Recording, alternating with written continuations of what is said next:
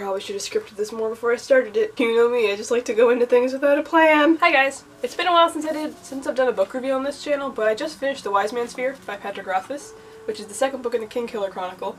I thought it was Kingkiller Chronicles. I was wrong, it's just Chronicle. I finished this while we were on vacation, and I did a review for Name of the Wind, so I figured I'd do a review for this one as well. Obviously, if you haven't read The Name of the Wind, don't watch this because I'll be talking about things that happen in Name of the Wind, or just things that happen in this book that would spoil something that happened in Name of the Wind, so don't watch it if you haven't read the first book. This is also going to be a spoilery review, so if you haven't read The Wise Man's Fear yet, don't watch this because I'm probably going to spoil plot points. So first off, let me start by saying that I love this book. I really love the series. I think that Patrick Rothfuss is incredibly talented. I will say that I didn't like this second book as much as I liked the first one, for reasons that I'll get into later, but I still really enjoyed it. So I'll start off by talking about the setting and the world building. Patrick Rothfuss is really great at world building.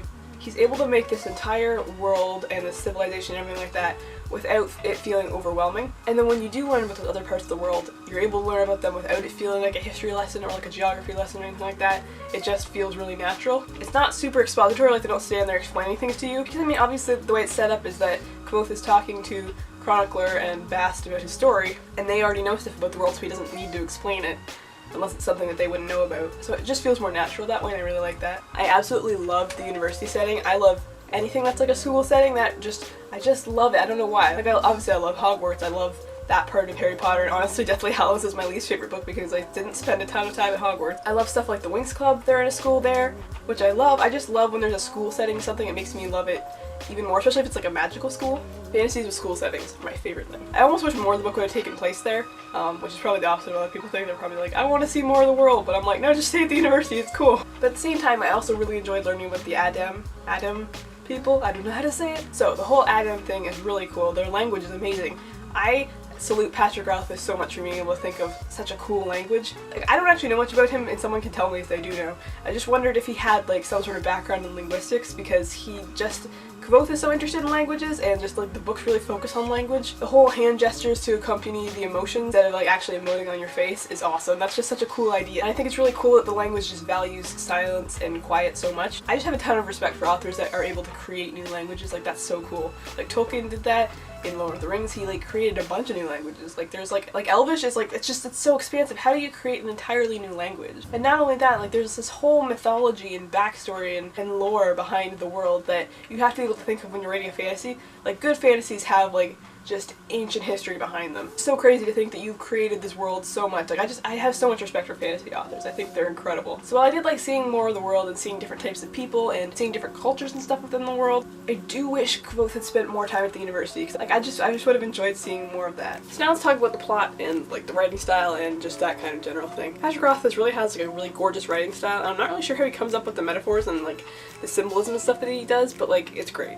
The frame narrative works really well. I really like that style of telling a story, which if you don't know, frame narrative is a story being told within a story. And then there's even like a frame narrative within the frame narrative when they're telling stories like Jax and the Moon and stuff like that. And even like that kind of stuff, like the whole mythology and lore and like the storytelling elements that Patrick Rothfuss comes up with, is incredible. So I really love the writing style, but I didn't like the direction the plot took in like the last third of the book. Maybe it's like the last quarter, I'm not really sure how far along it happened. Basically, after Kvothe visits the Fey Realm, has the whole thing with Valyrian, the whole focus of the book just shifts to like a lot more like sex and stuff, which I didn't like. It was just weird that the focus just turned so much. Like, I don't know if it's supposed to be like his sexual awakening or something like that, but it was just weird. Like, there's a lot of focus on how many women he was sleeping with after that, which I had really enjoyed the fact throughout the series that there wasn't a huge focus on that, maybe because he was like a kid and everything, but then it just kind of happened a lot in this book. So I really hope in the next book that he really doesn't focus on that as much as he did, because it was just unnecessary. Like, it didn't add anything to the story. Like, there was just an uncomfortable amount of like sexual things happening, and it was just, I don't know, I didn't like it. Also, apparently in this world there's no such thing as like a minor, because this kid's like 16 and he's sleeping with women that are at least in their 20s. So that's weird, right?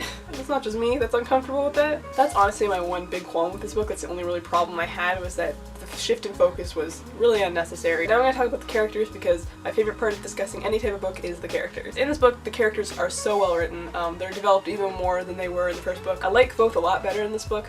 In the first book I was just kind of caught on the fact that he was kind of arrogant, but I think in the second book I was able to see it better from a better perspective and see that he is an unreliable narrator, and that sometimes the way he describes women is a bit like, ooh, they're eye candy.